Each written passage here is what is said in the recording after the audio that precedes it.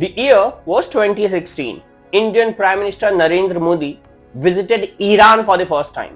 और तेहरान में खड़े होकर के उन्होंने एक पोएटिक वर्ड कहा, दोस्ती। हिंदी में इसका मतलब फ्रेंडशिप होता है, फारसी में भी दोस्त का मतलब सेम ही है, और ये सेम मतलब होना कोई कोइंसिडेंस नहीं है. It reflects thousands of years of connection between India and Iran. Ancient civilization, we share the same myth, और हम even common enemies भी share करते हैं. But still, a relationship between India and Iran is a relationship that blow hot and cold. Why? Let us take a deep dive into fascinating friendship through histories, strategy, and shifting alliances.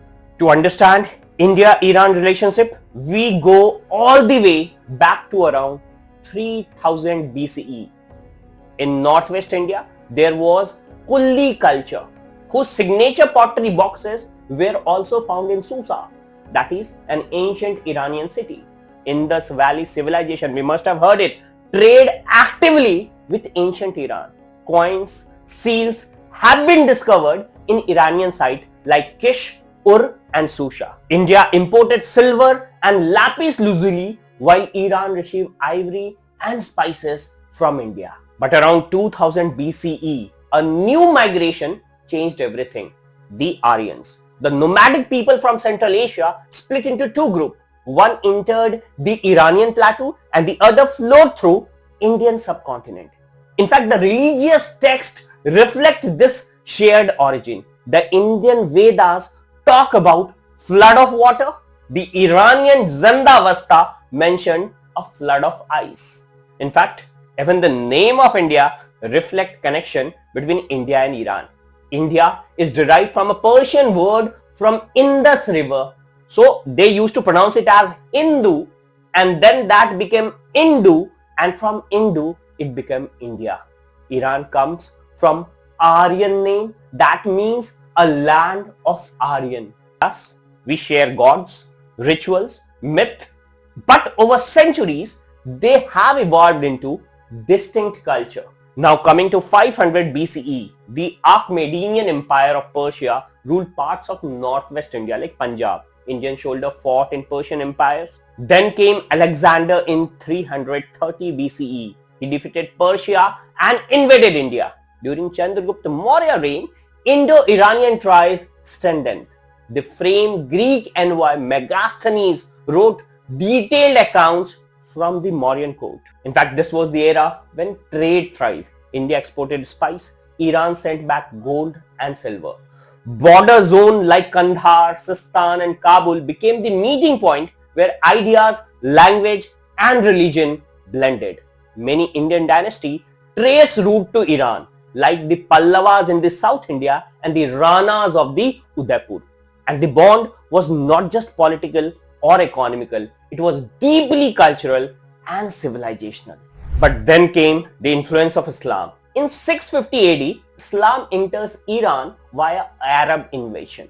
Iran later became a Shia majority country. India too came under Islamic rule, first via Delhi Sultanate and then Mughals. Even here, the fortune of both the country collided. Both the country, India and Iran, had a powerful Islamic empire. The Safavids in Iran and Mughals in India. In 1540, a very important time indeed, Mughal Emperor Humayun lost his empire and took refuge in Iran. And that was not a coincidence. The Safavid ruler welcomed and supported him. With Iranian help, Humayun reclaimed his empire, and in return, he brought Persian art, music and scholar back to India. Persia became the Mughal court language, influencing everything from poetry to architect. Even in rivalry, the empire found strategic friendship, as both of us faced a common threat, the Ottoman Empire and the Uzbeks. But the arrival of Britishers changed everything.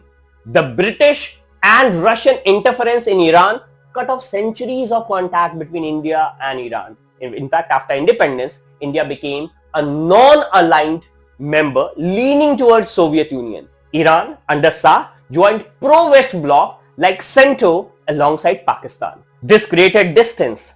Iran supported Pakistan in both 1965 and 1971 war, but the economic logic kept some bridges alive. In 1970, India in total bought 17 million tons of oil and 10 million directly from Iran.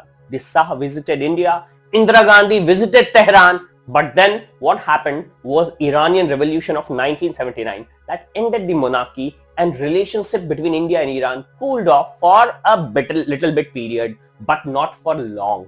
In 1990s, India and Iran found a common cause, Afghanistan. Pakistan-backed Taliban rose to power in Kandahar. Both India and Iran supported the Northern Alliance, a powerful strategic convergence. This marks the rebirth of strategic partnership between India and Iran. India also began developing Chabahar port, giving Indian access to Central Asia, bypassing Pakistan. It was a geopolitical counter to China Gwadar port in Pakistan.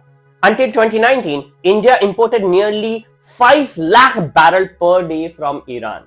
The US sanctioned but forced India to stop oil import from Iran. Meanwhile, China stepped in, announcing a $400 billion investment in Iran, and that gives Iran financial backing. But it also raises fear of dependency on China.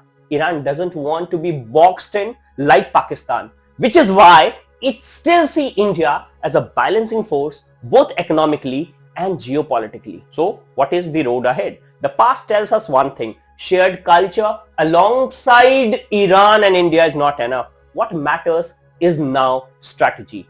India's interest in Iran, access to Central Asia without Pakistan, strategic depth in West Asia, and energy security through Chabahar and future oil imports. These are the points that India keeps in mind. Iran interest in India is also kept alive through certain points. First, India is a huge consumer market. Second, it counterbalances to China and Gulf states, which are somewhat close to Pakistan. A diplomatic channel in international forum like BRICS and SCO is also what Iran wants. If India wants to secure influence in West and Central Asia, it must re-engage with Iran.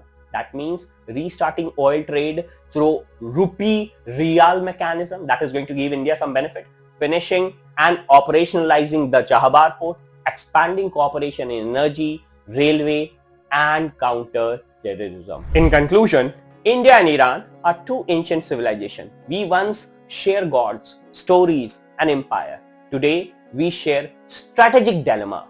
History offered them a foundation, but the future will be built on bold, consistent, and independent foreign policy. The bond is old, but the road ahead is still bumpy. That's still to be paved. Dosti is not just history, it's a strategy. India must choose wisely. Like, share and subscribe for more such India-centric geopolitical deep dive. Watch next India-Taliban relationship explained in detail. Thank you.